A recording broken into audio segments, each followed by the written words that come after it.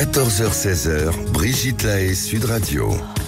Bonjour à tous, nous sommes ensemble durant 2 heures sur Sud Radio et nous allons évoquer aujourd'hui l'infidélité. Ça reste toujours et encore la première cause de rupture dans les couples. Et oui, avec la parité au travail, les nombreuses sollicitations et la libération des femmes, l'infidélité est de plus en plus fréquente. Et on sait que dans les couples, au fil du temps, il y a de moins en moins de sexualité. Donc la tentation peut être grande d'aller voir ailleurs ou en tout cas de se laisser séduire. Et puis on se laisse un peu séduire, ça fait du bien de se laisser séduire et puis parfois ça va beaucoup plus loin. L'infidélité, c'est également une valeur terriblement subjective. C'est peut-être de ça dont on va commencer à parler. Pour certains, on devient déjà infidèle en allant regarder des sites de rencontres ou en se masturbant devant des films pornographiques. En compagnie de Fabrice Bach, nous allons comprendre pourquoi l'adultère fait autant souffrir et pourquoi il est si difficile de surmonter cette épreuve. On verra pourtant que c'est possible et que ça peut même parfois redonner une seconde vie à votre histoire d'amour. Et en tout cas, si le sujet vous parle, s'il vous concerne, si vous avez envie de témoigner, eh bien vous nous appelez au 0826 300 300. Bonjour Fabrice Bach. Bonjour. Merci d'être avec nous. Vous êtes psychologue, vous êtes évidemment également thérapeute. Vous recevez forcément des gens qui évoquent cette infidélité. Complètement. Comme vous l'évoquiez précédemment, c'est la première cause de rupture au niveau des couples. Toujours, et pourtant... Toujours, et ça touche 46% des hommes et 38% des femmes, quand même. On vous rattrape. Oui, tout doucement. Et ce qui est intéressant, c'est déjà de faire tomber quelque chose, parce qu'il y a une grande erreur de conceptualisation. C'est que si on trompe, c'est qu'on n'aime plus. Or, ce n'est pas ça du tout. Ça peut être le cas, ça peut être le cas, mais ça peut être aussi un indicateur que quelque chose ne va plus dans le couple. C'est pour ça d'ailleurs que je parlais de la séduction. Il y a des femmes qui ne sont plus du tout séduites par leur compagnon et qui vont se laisser séduire par un collègue qui, très malin, va évidemment arriver à ses fins. Au début, c'est juste un jeu de séduction. Et puis, qui peut déraper et aller plus loin, parce qu'effectivement, il y a quelque chose qui s'est perdu au sein du couple.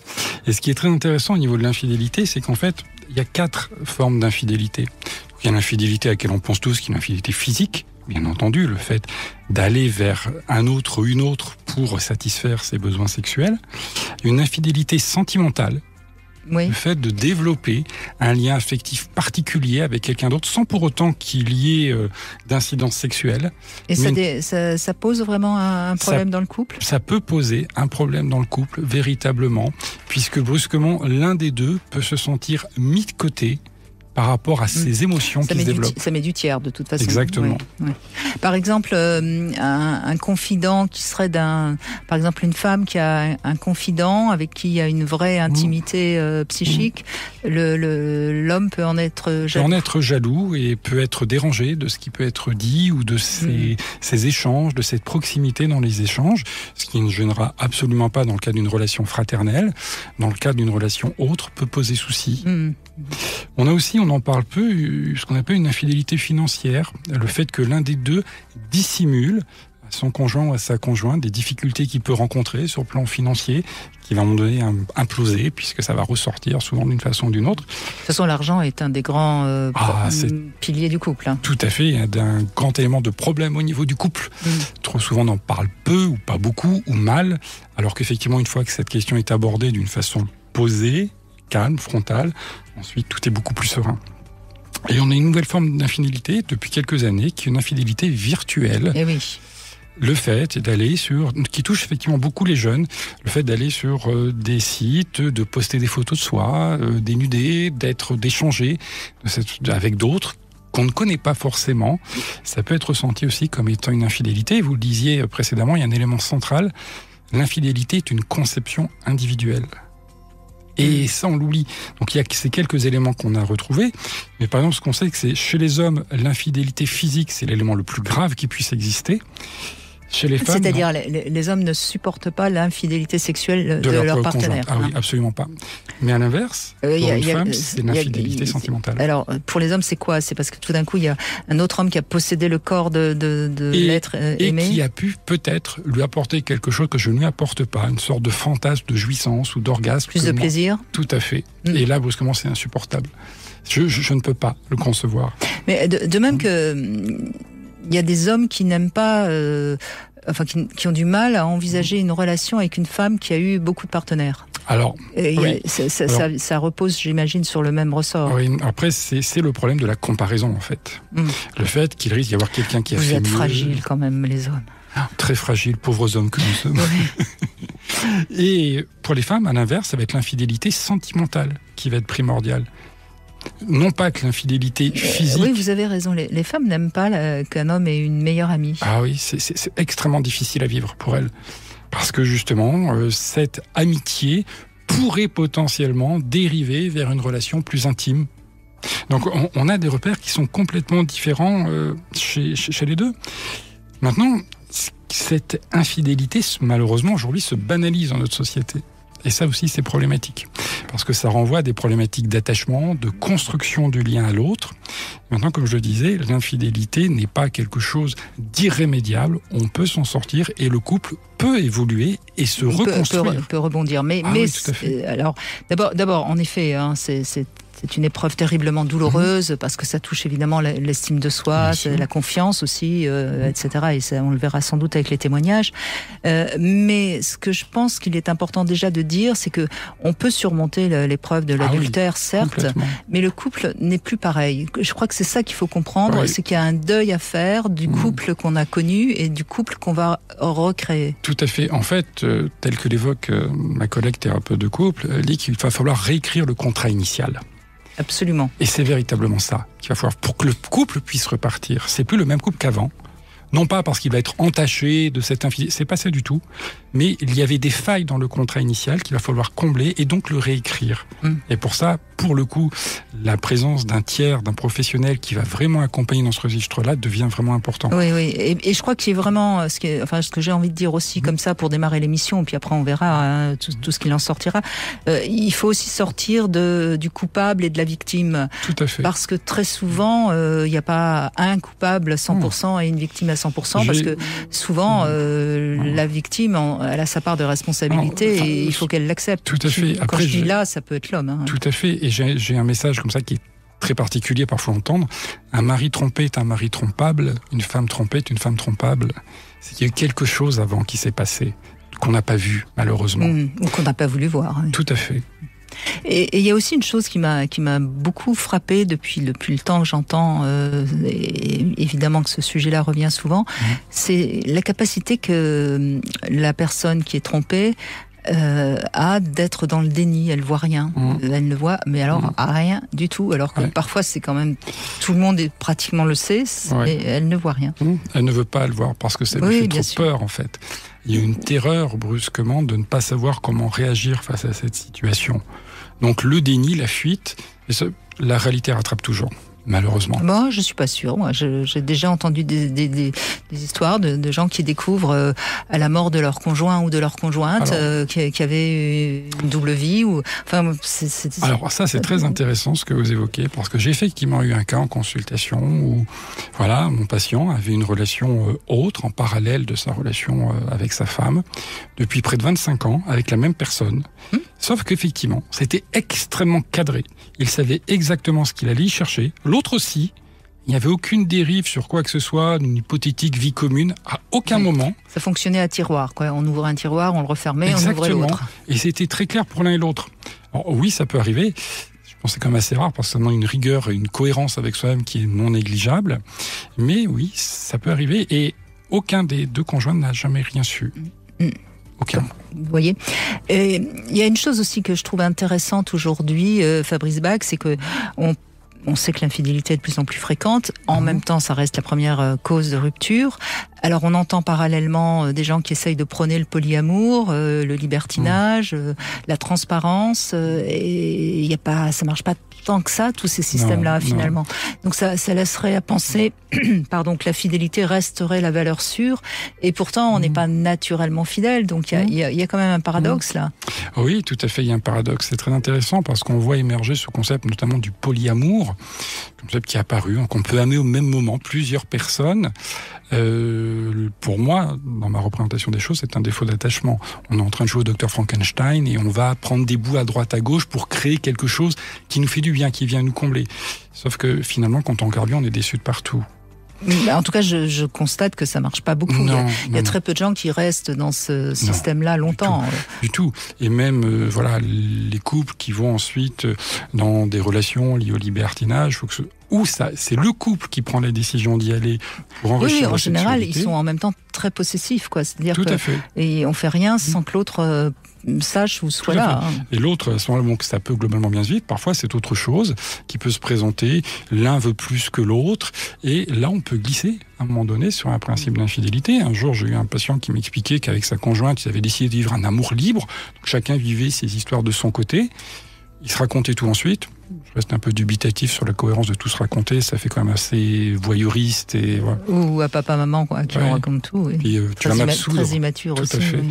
Jusqu'à un moment donné, à ce que lui dise, moi, ça, je veux l'arrêter. Elle a dit, moi, non, ça me convient. Et oui, on en arrive toujours là. Donc finalement, on n'a toujours rien inventé d'autre que la fidélité. Oui, c'est quand même une valeur qui est assez cohérente. Maintenant, il faut savoir comment la construire. Et là, ça devient intéressant. Eh bien, on va parler de tout ça avec vous, Fabrice Bach, et puis bien sûr avec vous qui allez nous rejoindre au 0826 300 300, que vous ayez été fidèle, infidèle, que vous ayez souffert, que ce soit vous qui avez fait souffrir. Encore une fois, vous vous doutez bien qu'il n'est pas question de juger qui que ce soit durant ces 2 heures, parce que c'est pas notre rôle. On fait quand même chacun ce qu'on peut. Tout à fait, tout à fait. Et souvent, on le fait de la meilleure façon possible. C'est peut-être pas toujours la bonne, mais en tout cas, c'est la meilleure qu'on a pu trouver. Je sais pas si vous êtes d'accord, mais moi, j'aime bien remplacer le mot fidélité par le mot loyauté. Oui, tout à fait. Oui, c'est moins connoté moralement. Et je suis d'accord avec vous. De même, parler d'adultère, c'est un terme qui me choque énormément. C'est une connotation morale. Infidélité, c'est déjà autre chose. Mais loyauté, oui, j'aime beaucoup. On en parle dans un instant avec Katia qui nous a rejoint. 14h-16h, Brigitte Lahaie, Sud Radio. Fabrice Bach est avec nous et nous évoquons l'infidélité. Et c'est Katia qui commence avec nous. Bonjour Katia. Bonjour Brigitte, bonjour Fabrice. Bonjour. Alors je voulais apporter mon témoignage. Merci à vous.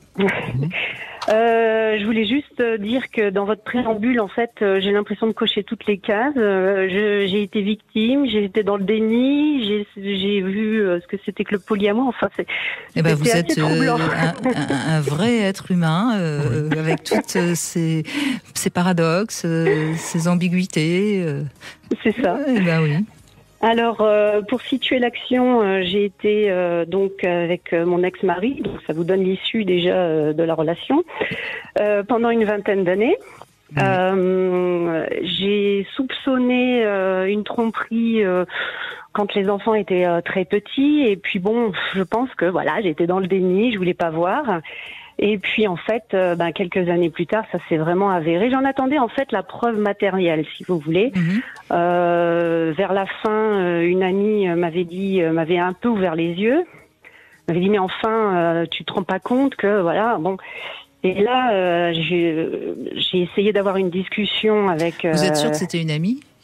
Alors, oui, puisque pour ouvrir les yeux, je trouve que c'est qu'elle acceptait pas non plus. Alors, je pense qu'elle aurait pas aimé être dans cette situation-là. Ouais, mais moi, je vais le dire franchement, et là-dessus, je suis très ferme. Je crois qu'en tant qu'amie, on n'a jamais à se permettre de signaler ce genre de choses, je trouve. Parce que si vous étiez dans le déni, quelque part, vous vous protégiez de quelque chose. Oui, mais la relation était déjà battue de l'aile, sérieusement. Et je pense que voilà, c'était un petit peu pour m'aider à franchir le pas. Vous voulez dire qu'elle sentait que vous aviez envie d'arrêter la relation avec votre mari ? Je pense, oui. Il y avait vraiment, c'était très conflictuel, c'était très très problématique. Donc je pense qu'elle m'a aidée. Enfin, en tout cas, moi, c'est comme ça que je l'ai interprété. Après, donc j'ai essayé d'avoir une discussion avec mon ex-mari à ce moment-là. Il a tout mis en bloc. Comment moi je pouvais ne pas lui faire confiance avec lui avec qui je partageais ma vie depuis plus de 20 ans, et puis elle qu'on connaît que depuis quelques années finalement. Donc là j'étais un peu prise au piège, donc il m'a fallu des preuves très concrètes que j'ai finalement eues. Donc partant de ce constat, preuves que vous avez cherché, j'imagine alors. Alors oui, évidemment. sur du flagrant délit, sur pister, et être attentive à tous les messages qui pouvaient être reçus. Sur ces entrefaits, vous posez souvent la question faut-il pardonner ou faut-il quitter? Là, moi, c'était très clair dans ma tête, il fallait quitter, avec toutes les peurs que ça engendre, évidemment. Qu'est-ce que je vais devenir toute seule avec 2 enfants qui sont encore jeunes? C'était très très compliqué. C'est toujours source de peur. Bien sûr, bien sûr. Par contre, une fois qu'on a sauté le pas, qu'est-ce qu'on est bien. Qu'est-ce qu'on est bien. Donc c'était très clairement une relation qui s'était terminée. Mais il vous trompait avec des personnes différentes ou c'était toujours la même relation qui avait commencé Je pense que ça a été plusieurs personnes, ouais. Il y a eu plusieurs personnes. D'ailleurs, il m'en a fait cadeau d'un papillomavirus. Donc oui, je pense que ça a été... Alors après... là, je suis obligée de préciser, pas par rapport à vous, Katia, mais oui. on peut être porteur du papillomavirus et le transmettre longtemps après. Donc c'est pas forcément une preuve d'infidélité. C'est vraiment important, ça de le dire pour tous ceux qui nous écoutent. Oui. Ça peut l'être, mais c'est pas une preuve irréfutable d'infidélité. Bon, le gynéco m'avait... Bon, quand même... on va pas épiloguer là-dessus. Ceci dit, c'est vrai que par la suite, j'ai rencontré un autre homme avec qui je suis restée 5 ans et qui m'a annoncé quasiment du jour au lendemain qu'il avait rencontré quelqu'un d'autre et que donc notre relation se terminait. Là, deuxième coup dur. Enfin, celui-ci était encore plus dur parce que là, j'étais encore très amoureuse. Bah oui. Et ce qui n'était pas le cas de mon ex-mari. Oui, c'est ça que je voulais dire. C'est que, en fait, quand vous dites oui, il y a une victime, effectivement, je me suis positionnée en tant que victime, alors que je pense avoir eu des torts partagés. Étant donné que je gérais toute la vie familiale avec les enfants, je pense que j'ai clairement, rétrospectivement maintenant, mis mon mari de côté. Donc il est allé chercher ailleurs ce que je ne lui offrais plus, les moments de tendresse, l'admiration et tout ce qui va avec. Oui, là vous parlez de votre ex-mari. De mon ex-mari, voilà. Le nouveau compagnon, au bout de 5 ans, m'annonce la rupture. Ça a été très dur. Comme je vous disais, j'étais encore très amoureuse. Et là, ça a été très violent et j'ai vraiment eu beaucoup de mal à m'en remettre. J'ai mis presque 2 ans. Et ce qui m'a été vraiment salutaire, c'est que du coup, il a fallu que je me recentre sur moi. Là, je me suis dit, la vie me représente des situations. Il y a quelque chose que je n'ai pas intégré. Et en fait, ce que je n'avais pas intégré, c'était l'attachement, en fait, le fait d'être en dépendance affective. Donc là, je me suis recentrée sur moi. Oui.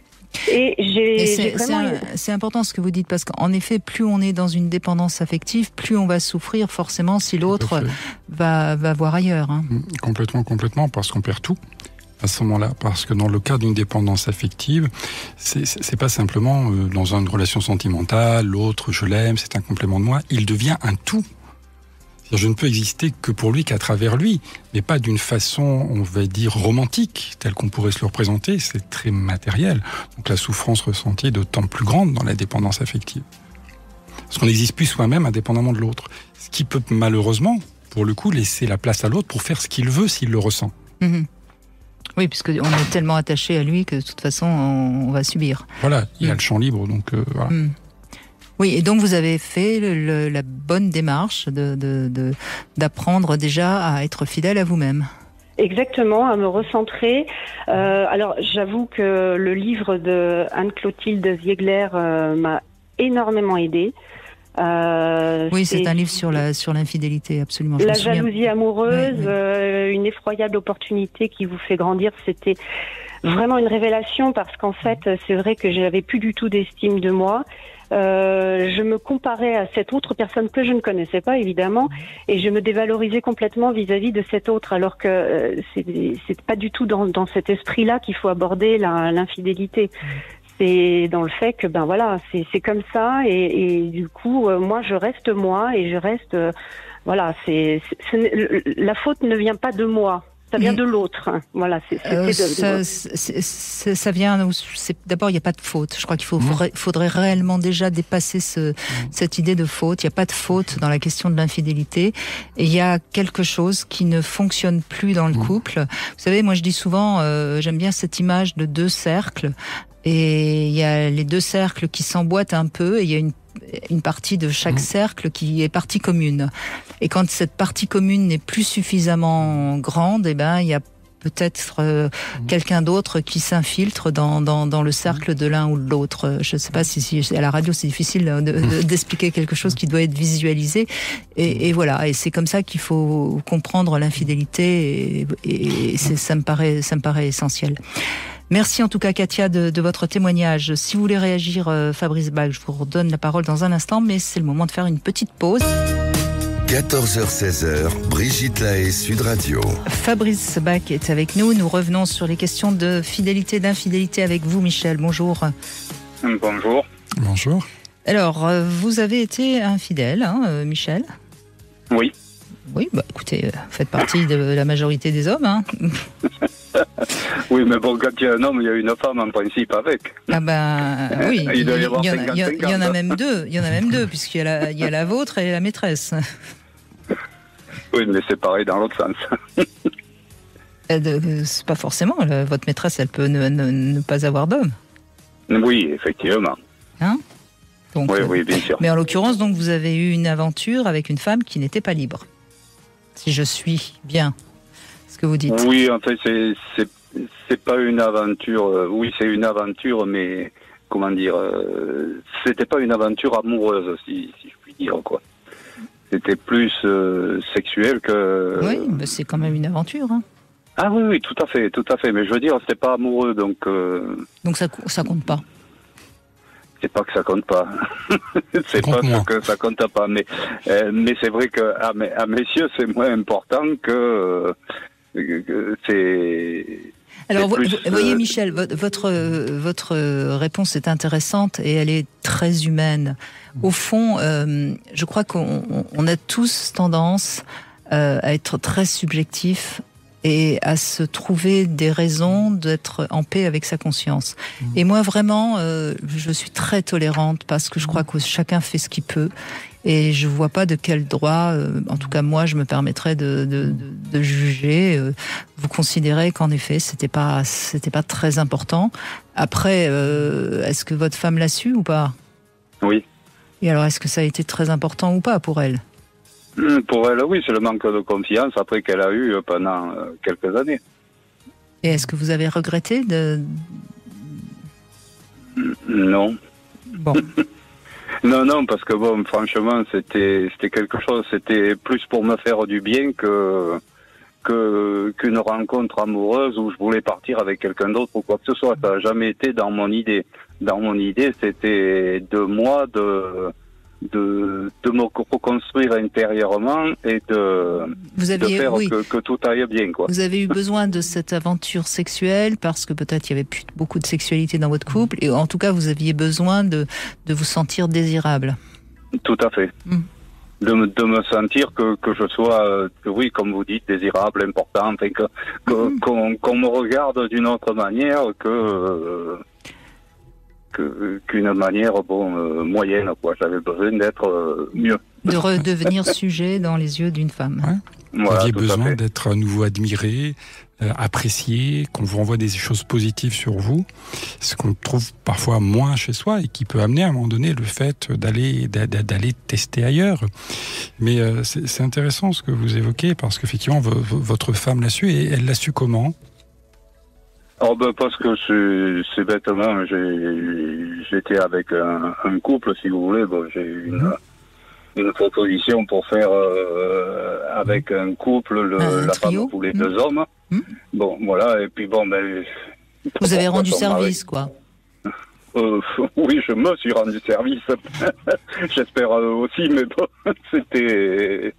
je crois que tout le monde était bien dans ce moment-là. Ce que je veux dire par là, c'est que son mari, à un moment, a fait une photo, et puis bon, il me l'a envoyé, ma femme, elle est tombée dessus. Voilà. Ah, c'est malin. Ben oui, c'est malin, quelle idée d'envoyer des photos. Bon, c'est pas grave. C'est passé.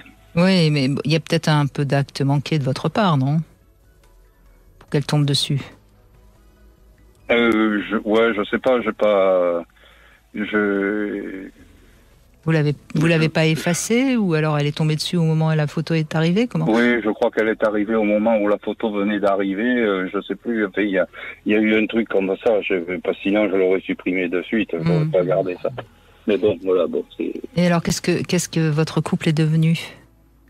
Ça a gueulé un peu. Elle a demandé pourquoi et tout. Mais bon, j'ai essayé de lui expliquer que bon, c'était juste physique, que c'était pas un manque d'amour, mais j'avais besoin de physiquement de faire quelque chose, d'être bien, voilà. Bon, après c'était pas, comme je vous disais, moi c'était pas important du fait que j'étais pas amoureux pour dire de partir de mon couple. Mon couple, moi je suis bien, j'aime ma femme, je suis bien avec elle, on partage beaucoup de choses, on a les mêmes envies, sans se dire quoi que ce soit, bon, mais hop, on sait qu'on va faire pareil, on va avoir les mêmes goûts, le même truc, donc on va bien ensemble. C'est vrai que sexuellement, bon, c'est pas ça, mais bon, voilà, bon, ça fait un moment que ça... D'accord, donc vous avez réussi à rester ensemble? Ah oui, on est tous ensemble. Oui. Et ça va mieux, votre sexualité, ou c'est pareil? Non, c'est pareil. Mais vous l'avez accepté? Ouais, après façon de parler, quoi, parce que bon, d'accord. Ça m'énerve, mais bon. Et voilà, non, mais on fait quoi? On fait l'amour une fois par mois, et encore, ça dépend, c'est pas... Oui, c'est intéressant ce que vous évoquez, parce qu'à un moment donné, voilà, il y a quelque chose qui vous manquait dans votre couple. A priori, ce que vous décrivez très bien, c'est au niveau de la sexualité, il y avait des désirs, des choses qui n'étaient pas assouvies, qu'il y avait peut-être une difficulté exprimée à votre femme. Vous les avez vécues et à un moment donné, c'est ressorti. Et lorsque c'est ressorti, voilà, il y a eu un moment de crise. Ça aurait été intéressant de pouvoir justement utiliser ce moment de crise pour faire évoluer ça, parce que moi, ce que j'entends dans ce que vous décrivez aujourd'hui, c'est qu'il y a eu cet épisode, puis aujourd'hui, c'est reparti comme avant. Moi, ce que j'en déduis, c'est que si un jour il y a peut-être une autre opportunité qui se présente, si vous n'en pouvez plus, peut-être que vous referez. Oui, mais bon, j'ai essayé d'en causer un peu. Là, c'est quand? C'est au mois de juillet, au mois d'août. Début août, peut-être, j'y ai dit, mais bon, on fait pas souvent l'amour et tout. Bon, est-ce que si on allait, mettons, j'ai dit, il y a des clubs libertaires, on peut essayer, sans se mélanger aux autres, mais bon, nous, peut-être que de voir des gens autour de nous et tout, ça nous exciterait, ça nous ferait monter notre désir, et on le ferait plus facilement. Bon, non, ça m'intéresse pas, non. Bon, mais voilà. Il faudrait comprendre pourquoi la sexualité ne l'intéresse pas vraiment, parce qu'on voit bien qu'elle n'est pas très portée sur la sexualité. Et peut-être que c'est vraiment quelque chose de totalement inné chez elle, et là, il n'y a pas grand-chose à faire. Mais peut-être que ça peut se réveiller. Mais ça, là, je crois franchement, Michel, seul, vous n'y arriverez pas. Je pense que soit vous prenez les choses en main et vous décidez tous les deux d'aller consulter, soit, en effet, il n'y a pas de raison que ça change. Et puis après, vous ferez ce que vous voulez, vous. Je crois que je vous rejoins tout à fait, Brigitte, dans ce que vous évoquez. C'est qu'à un moment donné, on peut essayer d'exprimer des choses. Il y a pu y avoir une difficulté de communication. Le tiers est là aussi pour faire quelque chose de très intéressant, avoir un espace où pour la première fois, vous allez pouvoir véritablement entendre ce que votre conjointe pour pouvoir entendre véritablement ce que vous pensez de la relation et des manques de la relation. Le tiers étant là pour éviter toute forme de tension, de jugement ou de quoi que ce soit. Et d'incompréhension surtout. Tout à fait. Parce que je pense pas que ce soit la meilleure solution, si votre femme n'a pas très envie de faire l'amour, d'aller en club libertin. C'est vraiment, à mon avis, pas du tout la bonne piste. En tout cas, c'est pas la piste que je conseillerais. Parce que potentiellement, c'est effectivement un fantasme qui peut être présent, disons peut-être qu'en voyant, plus simplement, vous avez un film pornographique, vous voyez aussi. Là, on rentre déjà dans des espaces, dans des choses où le couple est extrêmement soudé pour pouvoir se confronter à cela. Peut-être la question qu'il faut vous poser, Michel, c'est qu'est-ce qui fait que votre femme s'est désintéressée de la sexualité et qu'est-ce qui fait qu'elle pourrait s'y réintéresser? Ça, c'est peut-être aussi votre part dans laquelle vous pouvez intervenir. 14h-16h, Brigitte Lahaie, Sud Radio. Fabrice Bach est avec nous. Nous évoquons un sujet délicat, toujours, parce que quand on parle d'infidélité, on tombe dans des zones déjà qui ne sont pas toujours très claires pour chacun d'entre nous. Et puis, c'est très subjectif. L'infidélité, quand est-ce qu'elle commence? Chacun a ses repères. Hein. Complètement. Et ces repères varient en fonction, on le sait, en fonction de l'éducation qu'on a eue, en fonction de des modèles qu'on a eus. Des modèles qu'on a eus, tout à fait. Et de comment soi-même on investit sa relation à l'autre. Quelqu'un qui va avoir un problème d'investissement dans la relation, l'infidélité, ça va le choquer, il va pas être content. Quelqu'un qui est dans une dépendance affective, l'infidélité n'est même pas entendable. Perd tout à ce moment-là. Et ce qui est intéressant aussi, je pense par rapport notamment à l'auditeur précédent, c'est aussi la réaction de la personne qui est trompée. Et en fait, il y a des phases très précises. Au départ, c'est la découverte, donc bien entendu, c'est la colère qui émerge. Souvent. Bien entendu. Donc ça, qu'est-ce que c'est que ce truc, etc. Arrive la deuxième phase, assez rapidement derrière, c'est dans les heures qui suivent, c'est l'effondrement. Et là, la personne va se victimiser, ce qui est normal. Normalement, arrive la troisième phase, dans les 24-48 heures, c'est le questionnement. Mais pourquoi ça m'arrive à moi? Pourquoi à moi? Qu'est-ce qui m'arrive? Et souvent, d'ailleurs, il y a une notion un peu d'injustice. Tout à fait. Qu'est-ce que j'ai fait? Pourtant, je suis toujours là, j'ai tout fait, etc. Et ce questionnement sur soi va aussi dériver, normalement, sur le couple. Et là, c'est très intéressant parce qu'on a des personnes qui ne sortent pas de l'effondrement et de la victimisation. Et là, c'est très problématique. Je pense il y a quelques années, une personne qui a trompé son mari. Lui, il a découvert, encore une fois, merci les téléphones portables. Il découvre ça le samedi matin, bien sûr, énervement, effondrement, tout le dimanche. Qu'est-ce que tu m'as fait? Mais pars, si tu l'aimes, etc. Et puis c'est tout. Et c'est tout. Il ne s'est rien passé derrière, aucune question. Sauf que c'est une personne qui a laissé le dossier ouvert, et régulièrement ça ressortait. Et est apparue une personnalité malveillante, maltraitante vis-à-vis de sa conjointe. Je suis la victime, et tu vas devenir ma victime à moi maintenant. C'est très malsain. Il lui a fait payer pendant des années. Ah, mais des années derrière. Parce qu'une fois qu'on a le questionnement qui est là, arrive la dernière phase, c'est le besoin de parler. Et c'est de trouver d'en faire quelque chose. Exactement. Et à ce moment-là, le parler, mais trouver le bon interlocuteur.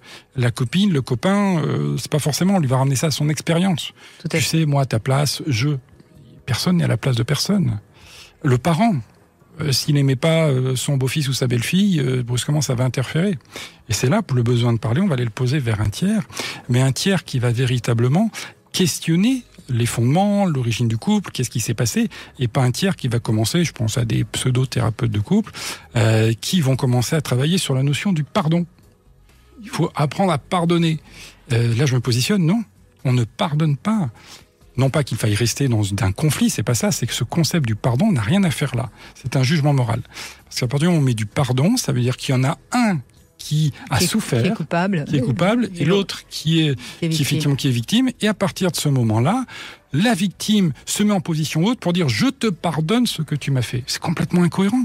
Ça n'est pas possible. Le couple ne peut pas fonctionner comme ça. Par contre, effectivement, trouver quelqu'un, pour en parler par la suite, qui va re-questionner certains éléments de base et pourquoi le contrat initial a dysfonctionné, là, ça devient intéressant.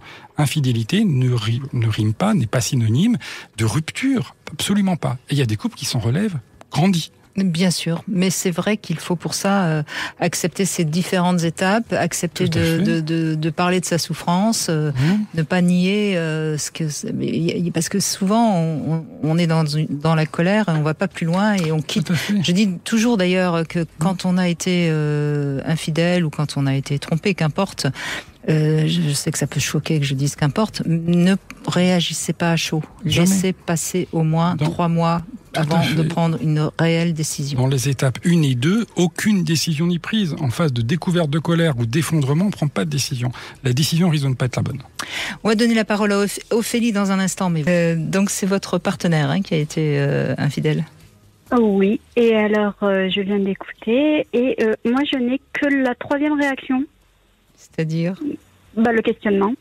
D'accord, vous n'avez pas du tout été en colère? Non. Non. J'ai appris à ne plus être jalouse parce que fut un temps j'ai été très jalouse parce que j'avais déjà vécu des infidélités, mais du coup la jalousie m'a quittée, mais ça il supportait pas. Par contre, c'est lui que ça rendait, ça mettait en colère de pas me voir jalouse d'avoir découvert son infidélité. Par contre. D'accord. Mais donc vous avez rien ressenti du tout?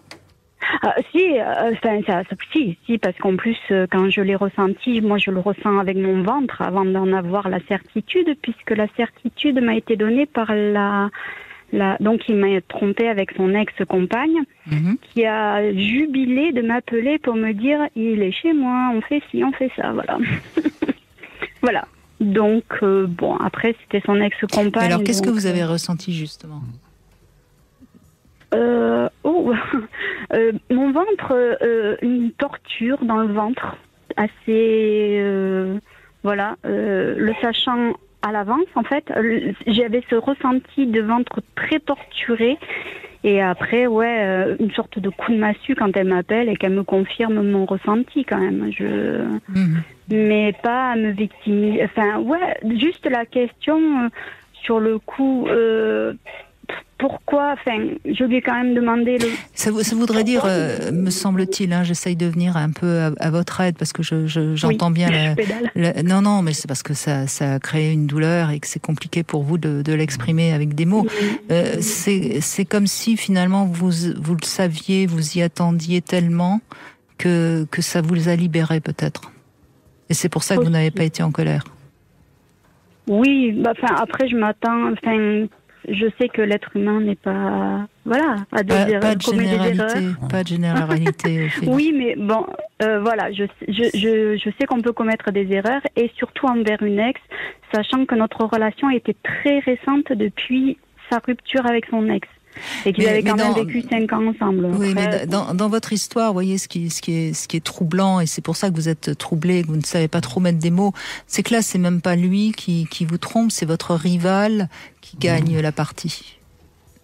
C'est peut-être ça qui est plus chiant, en fait, au final. Oui, c'est très chiant, bien de votre avis. C'est pire. C'est pire, quelque part. Voilà, tout à fait. Ce que vous évoquez, ça donne le sentiment d'une manipulation, en fait. Complètement. Et donc, du coup, effectivement, là, la colère n'a pas sa place. Votre conjoint était pris dans un jeu de manipulation avec son ex, qu'elle vous appelle, qu'elle vous le dise. En termes de perversion, là, on est pas mal quand même. C'est quand même parce qu'elle a pris le téléphone, elle a pris le temps, elle vous a décrit, donc elle savait très bien ce qu'elle faisait. Après, je ne sais pas s'il est retourné avec elle ou pas, j'espère pas, parce que quand on a une personne qui agit comme ça, c'est pas quelqu'un de très sain. En fait, il m'a fait le coup 2 fois. Avec la même? Une fois. Oui, une fois. Alors, on s'était mis ensemble en octobre, il y est reparti pour la Saint-Valentin. Ça fait un peu mal, en plus la Saint-Valentin, c'est pas génial. Et il y est retourné quasiment 1 an après notre rencontre, vers octobre-novembre, voilà. Et là, aujourd'hui, il allait chez ses parents. Il est avec elle ou il est revenu? Alors, aux dernières nouvelles, en tout cas, je ne pense pas. En tout cas, vous n'êtes plus ensemble. Non, parce que justement, je vous avais contacté. Vous aviez Clotilde... J'ai avalé le nom. Clotilde Ziegler, oui. Voilà, tout à fait, que j'ai vu dernièrement d'ailleurs lors d'une émission à la télé, qui m'a confirmé qu'effectivement ce monsieur était un pervers narcissique parce que il contactait aussi par les réseaux sociaux d'autres femmes. Moi, je ne serais pas de son avis. Excusez-moi, mais Ophélie, excusez-moi, mais je me permets de ne pas être de son avis. Moi, je m'en fous, je suis pas psy, donc j'ai le droit de dire tout ce que je veux. Parce que si elle est perverse, ça c'est sûr. D'après la manière dont elle s'est conduite, ou alors ce serait lui qui l'aurait condamné, obligé à vous appeler, mais je ne pense pas, puisqu'elle en jouissait de vous appeler. Ouais.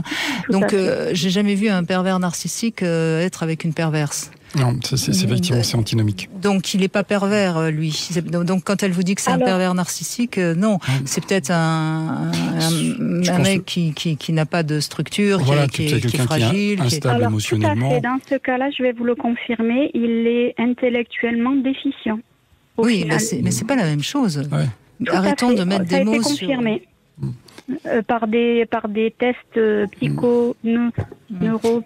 ou je sais plus quoi. Alors après, il peut avoir des difficultés sur ce registre-là, mais effectivement, pour le coup, une personne qui peut présenter une problématique sur le plan intellectuel ou cognitif va rarement, pour ne pas dire jamais, développer une problématique de pervers narcissique. En revanche, c'est la victime idéale pour une perverse. Ah là, tout à fait, parce qu'elle va pouvoir en jouer, et en abuser, et après, malheureusement, ça peut être quelqu'un qui peut élaborer ce qu'on disait à l'instant, et qui pour le coup devient un jouet, et vous êtes le jouet du jouet en fait. Donc, heureusement que l'histoire s'est arrêtée, parce que je pense que ça devenait, de par cette femme manipulatrice, quand même, ça aurait pu être très dévastateur pour vous. Oui, j'ai vu des psychologues, hein, on est d'accord. Effectivement. Oui, ça m'a sauvé aussi. Oui, bien sûr, parce que là, vous avez été manipulé, vous avez souffert, et puis c'est vrai que quand on est avec quelqu'un, quand il retourne avec son ex, c'est quelque chose de véritablement peut-être encore plus difficile, parce que justement, on imagine qu'on a gagné la partie, on pense que... Puis ce qui est extrêmement difficile dans ce contexte-là, c'est qu'on se dit, mais finalement, l'histoire passée n'était jamais terminée. Absolument. Il y avait quelque chose qui restait ouvert. Et là, la perte de confiance en soi est énorme. Comment je ne l'ai pas vu, cet élément-là? Toujours est-il que l'expérience montre, au niveau, et comme je le disais, ma collègue thérapeute de couple en parlerait mieux que moi, que les personnes qui retournent dans des histoires passées, généralement, ça ne mène pas à grand-chose. Oui, non, je crois que là, il faut pas hésiter à quitter. Je ne crois pas qu'on puisse se reconstruire après ce genre d'infidélité. En effet, Ophélie, vous avez eu raison. Merci beaucoup, Ophélie, en tout cas, de votre témoignage. On voit toute la richesse de ces témoignages et toutes les possibilités qu'il y a avec cette question de l'infidélité. 14h-16h, Brigitte Lahaie, Sud Radio.